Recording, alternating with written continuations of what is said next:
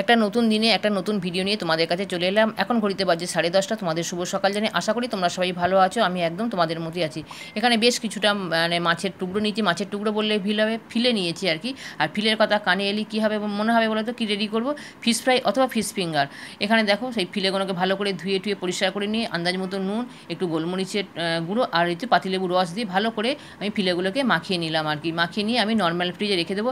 এটা এখন তো ঘড়িতে তোমাদের বললাম সকাল 10:30 মতন বাজছে। আর আমি এগুলো সন্ধ্যেবেলা মানে রেডি করব, তাই আমি এগুলোকে মাখিয়ে নিয়ে আমি কী করবো, চাপা দিয়ে আমি নর্মাল ফ্রিজে রেখে দেবো। ডিপ ফ্রিজে নয়, নর্মাল ফ্রিজে রাখবো। তারপর তোমাদের কাছে আমি আবারও সন্ধ্যেবেলা চলে আসবো।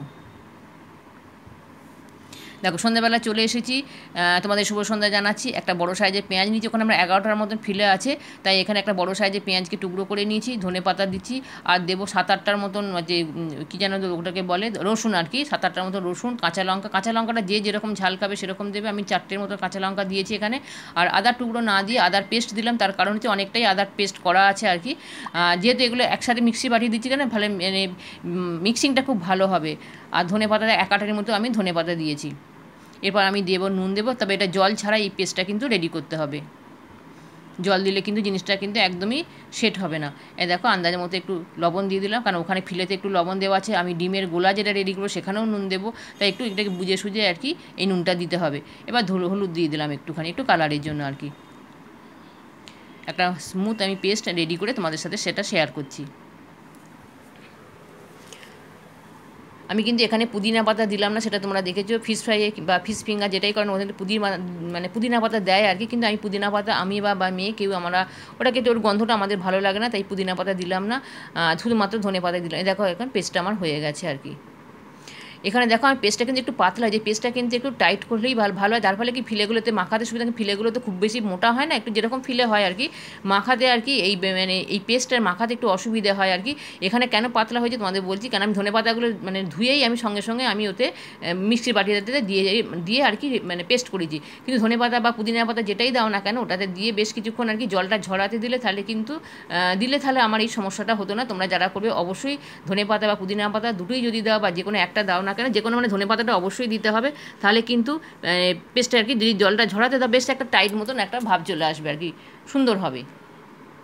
এবার ওটাকে আমি নর্মাল ফ্রিজে আমি রেখে দিলাম 40 মিনিটের মতন। আমি নর্মাল ফ্রিজে ওই ধনে পাতা যে পেস্টটা করেছি ওটা আমি নর্মাল ফ্রিজে রেখে দিয়েছিলাম মাখিয়ে আর কি। ফিলেগুলো সুন্দরভাবে প্রত্যেকটাতে সাথে মাখিয়ে আমি 40 মিনিটের মধ্যে নর্মাল ফ্রিজে রেখে দিয়েছিলাম আর কি। এবার দেখো আমি 2টো ডিম নিয়েছি। প্রথমে আমার মনে হয়েছিল 2টো ডিম নিলে হতো, তারপরে পরে মনে হলো না 11টা ফিলে আছে এবং ফিলেগুলো সবটাই সমান, একটা কয়েকটা বেশ বড় বড় ছিল, তাই ভাবলাম এখানে আমার 2টো ডিম মানে আমার হবে না, আমার 3টে ডিমই আর কি লাগবে আর কি। সামান্য একটুখানি বেঁচেছিলো, কিন্তু সেটা কিছু ব্যাপার না, কিন্তু আমার 2টো ডিমে হতো না, সেটা আমি বুঝেই মানে মনে হয়েছিল আর কি। তাই আমি পরে আর একটা ডিম আর কি ভেঙে নিয়েছিলাম। এখানে দেখো নুন আর গোলমরিচের গুঁড়ো আর একটু কাশ্মীরি মির্চ দিলাম কালারের জন্য। এবার দেখো আমি ব্রেড ক্রাম নিয়ে নিলাম। এটা সবই আমার বাড়িতে, মানে গোলমরিচও আমি বাড়িতে গুঁড়িয়ে রাখি। আর এখানে দেখো ব্রেড ক্রাম তো তোমরা জানোই আমি বাড়িতেই রেডি করি আর কি এগুলো।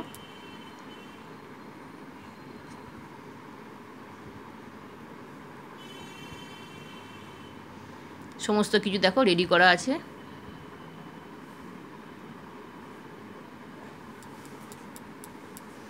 এবার দেখো এখানে আমি ময়দা না নিয়ে, ময়দাটা যেহেতু আমার অ্যাভেলেবেল ছিল না, এখানে মানে কর্নফ্লাওয়ার দিয়ে দিয়েছি। ময়দা আর কর্নফ্লাওয়ার দুটো সমান সমান দিলে ভালো হয়। ভালো কিছু না, কর্নফ্লাওয়ার দিলেও হবে শুধু, আবার শুধু ময়দা দিলেও হবে। তবে এটা দিতেই হবে, নাহলে কিন্তু ফিলেগুলোকে ওই ব্রেড ক্রামের সাথে সুন্দর করে মাখানো যাবে না, কিন্তু যেটা কোটিংটা করবো আর কি। এবার দেখো মানে ডিমের গোলায় চুবিয়ে তারপরে আমি ব্রেড ক্রামগুলো আমি এখানে দেখো 2টো হাত ব্যবহার করতে পারলে খুব ভালো। আমি 2টো হাতে আমি ব্যবহার করতে পারি না, একটা হাতে আমি ব্যবহার করি, অর্থাৎ ডান হাত দিয়েই করি। এটাতে করলে কী বলো তো, ডান হাত দিয়ে শুধুমাত্র করলে কী বলো তো, হাতটা তো ভিজে থাকে, যার ফলে অনেকটা ব্রেড ক্রাম আমার ক্ষেত্রে কিন্তু আমি দেখেছি অনেকটাই কিন্তু নষ্ট হয়, অনেকটা অপচয় হয় আর কি। কিন্তু আমি 2 হাতে আমি মানে এই কোটিংটা করতে পারবো না, আমি 1 হাতেই করবো। আর আমি কিন্তু ডবল কোটিং করবো না, আমি একটা কোটিংই করবো। যেহেতু ফিলেগুলোকে ডিপ ফ্রাই করতে হয়, একটুতেই হার্ডি হয় সামান্য। আবার যদি মানে ডবল কোটিং করো, আমার তো মনে হয় একটু হার্ডিই লাগে। আমি কখনোই আমি ডবল কোটিং করি না, আমি সিঙ্গেল কোটিংই করি আর কি। এবার এইগুলো সমস্ত কিছু ভালো করে মাখিয়ে নিয়ে আমি আবারও নর্মাল ফ্রিজে রেখে দেবো। প্রায় 40 মিনিটের মতন আমার রাখা উচিত ছিল, কিন্তু রাখিনি, আমার ওই 10-12 মিনিটের মতো রেখেছিলাম, অতটা সময় পাইনি। এবার তোমরা যারা শর্ট ভিডিও দেখেছো, আমি দেখেছি ফিলেগুলোকে রেডি করে কিন্তু আমি করেছিলাম আর কি, একটু হাতে করে সেট করে দিয়েছিলাম যাতে চৌকো ভাবটা ঠিকঠাক আসে। এবার বের করে নিয়েছি, যার পর এবার কী করতে হবে, ভাজতে হবে। তাই এতক্ষণ তোমরা যারা দেখেছো, তোমরা যদি পারো তো এইভাবে অবশ্যই একবার এটুকু, যারা বানাতে পারো তো অবশ্যই, অনেকেই বানাতে পারো, যারা পারো না অবশ্যই বাড়িতে এভাবে স্বাস্থ্যসম্মতভাবে বানিয়ে নেবে, একদম ঘরোয়াভাবে, যেটা বানালে কিন্তু কখনোই মানে দোকানের স্বাদ অর্থাৎ রেস্টুরেন্টের স্বাদের থেকে কোনো অংশে কিন্তু কম হবে না। আর আমার মেয়ে তো কদিন ধরে বায়না করেই যাচ্ছে ফিশ ফ্রাই করো, ফিশ ফ্রাই করো। আমি এত যখন খাবার ইচ্ছা গেছে, ওখানে সামনে রেস্টুরেন্ট আছে, চলে যা কিনে খেয়ে যা, বলছে না কিনে খাবো না, ওর সব কিছুতেই ঘরে তৈরি করে দিতে হবে। আর অলরেডি কিন্তু দেখো গন্ধটা তো সুন্দর ছেড়েছে, তোমরা তো সেই গন্ধটা পাচ্ছ না। আমার মেয়ে কিন্তু অলরেডি অনেকবার কিচেনে এসেছে, ঘুরঘুর করছে, মানে কতক্ষণে আর কি খাবে আর কি। খেতে তো খুব একটা ভালোবাসে, কিছু কিছু খাবার ভীষণই ভালো, যেন পোলোয়া খেতে খুব ভালোবাসে, আবার এই ফিশ ফ্রাই এগুলো খেতেও খুব ভালোবাসে। তো চলো বাকিগুলো আমি ঝটপট করে ভেজে নিই, তারপর তোমাদের কাছে আসছি আর একটা ভেঙে তোমাদের আমি দেখাবো কেমন হয়েছে। তাই তোমরা এরকম আর কি হোমমেড ফিশ ফ্রাই অবশ্যই একবার ট্রাই করো। আমার এই হোমমেড ফিশ ফ্রাই কিন্তু স্বাদ রেস্টুরেন্টের স্বাদের থেকে কোনো অংশে কিন্তু কম হয় না। আর বাড়িতে বানানোর স্বাদটা কিন্তু যে কোনো রান্নারই বলো না কেন, আর মানে বাড়িতে যে বানায় তার স্বাদটা কিন্তু দ্বিগুণ হয় আর কি। এখানে দেখো আমি তোমাদের ভেঙে একটু দেখিয়ে দিলাম। এবার মেয়েকে আমি খেতে দেবো। ওর তো অলরেডি তোমাদের বলেছি অনেকক্ষণ ধরেই ওর রেডি হচ্ছে আর কি, খাবে, ঘুরঘুর করছে আর যাকে বলে আর কি। এই দেখো মেয়েকে আমি খেতে দিয়ে দিলাম। তো আজকের ভিডিওটা এখানেই রাখলাম, চলে আসবো নতুন কোনো একটা ভিডিও নিয়ে। তোমরা ততক্ষণের জন্য ভালো থেকো, সুস্থ থেকো, টাটা বাই।